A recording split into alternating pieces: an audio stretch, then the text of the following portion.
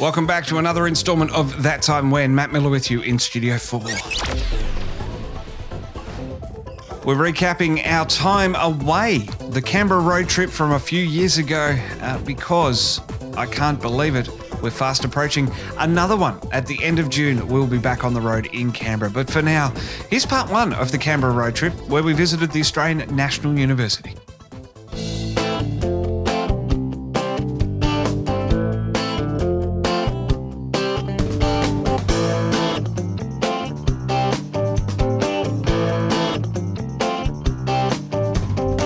Anton Wallner and the team from the ANU's Nuclear Physics Department are using accelerator mass spectrometry in their astrophysics research. His main focus is looking for remnants of supernovae on Earth. If a close-by supernova happens to the solar system and to Earth, then there might be a chance that some material, freshly produced nuclides, radionuclides, might be ejected, and they have a high speed, a high velocity.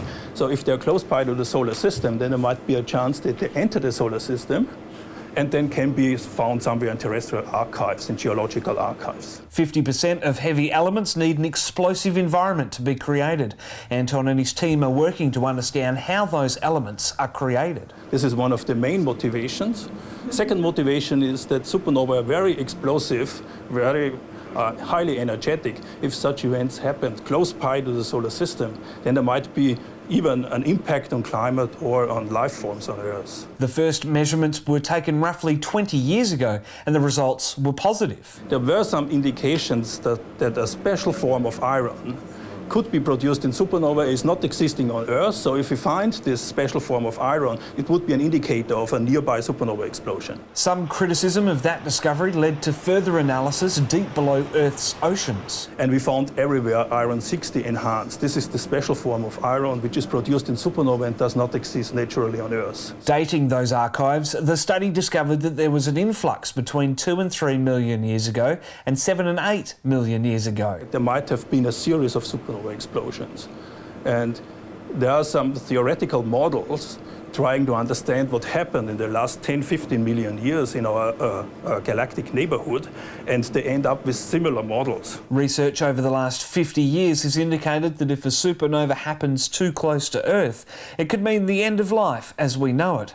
A little further away, though, it could lead to less drastic actions, such as climate change. And interestingly, there was a climate change just at that time. 2 to 3 million years ago, there was a climate change, and also about 8 million years, there was a climate change. Just around the corner on the ANU campus, Jeff Campbell and his team are setting up an experiment which will give light quantum memory. So the idea is if you want to send quantum information using photons, so you want to encode information in individual photons, you need to have some way of remembering that information.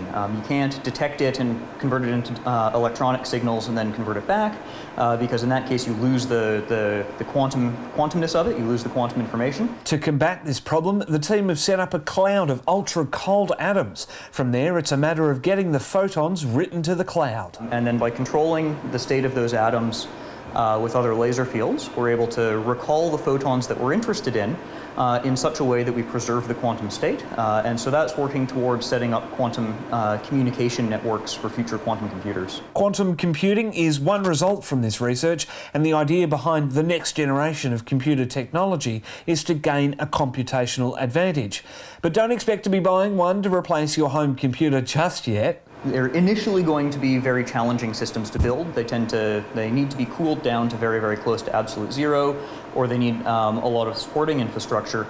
And also, they don't necessarily solve kind of general purpose computing tasks. They're very well suited to particular tasks. Instead, quantum chemistry and other quantum-related tasks will be the early beneficiary for this emerging technology. Jeff's experiment traps rubidium atoms using lasers to cool them to almost absolute zero. And we're able to control the quantum state of these atoms very, very precisely using a series of laser fields. And that lets us set up a condition where we can absorb a photon, but then we can undo that absorption. We can reverse it and recall the photon to a traveling optical field, and that allows us to set up this quantum memory for photonic information. We'll be seeing quantum computers within the next 2 decades. Well, it was very cool to be invited into the Australian National University. Some of the cool places that they're developing all this tech, I can only imagine what it's like 5 years on. Very much looking forward to getting back down there and checking it all out. I can't believe it's been 5 years, and I can't believe that we've been planning this Canberra road trip for a couple of months now, and it's almost upon us. Absolutely incredible. Well, to catch the Sci-Fi Weekly episode in full, click the card in the top of the video here on YouTube, or click the link on our official website. That, of course, is trekzone.org. Scroll down to That Time When and click on this article to get that link straight over to the Canberra road trip part 1. On the next That Time When, it'll be part 2 of the Canberra road trip, funnily enough. But for now, and as always, I'm Matt Miller for TrekZone. Keep up to date with Twitter. Catch new podcasts daily on YouTube. Plus, we're beaming to your favourite podcast app 5 days a week. Just search for TrekZone and subscribe.